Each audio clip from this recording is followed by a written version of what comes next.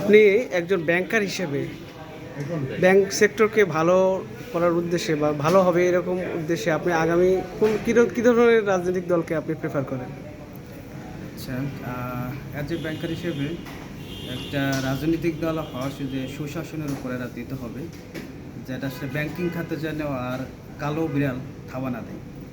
কারণ bank sector হচ্ছে একটা কমিশন বেস বিজনেস। এটা আসলে লসের কোনো সুযোগ নেই।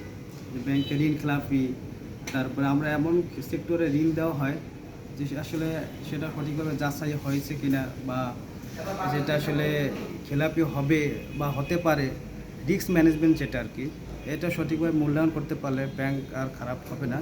তারপরে ব্যাংকিং সেক্টরে রাজনৈতিক একটা প্রভাব থাকে, যেটা রাজনৈতিক সুপারিশে বিভিন্ন ক্ষেত্রে লোন দেওয়া হয় বা বিভিন্ন ইনভেস্ট করা হয়।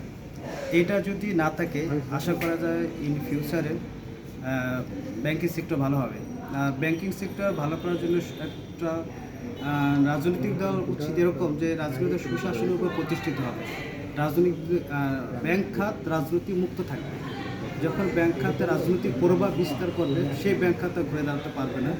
যেটা আমরা গত 15 বছরে দেখলাম যে প্রত্যেকটা ব্যাংক, যেটা এখন শোনা যাচ্ছে 5টি ব্যাংক মার্জ হচ্ছে, এরকম যদি সব ব্যাংক আসলে অডিট করা হয় সঠিকভাবে, দেখা যাবে কোনো ব্যাংকের অবস্থাই ভালো না।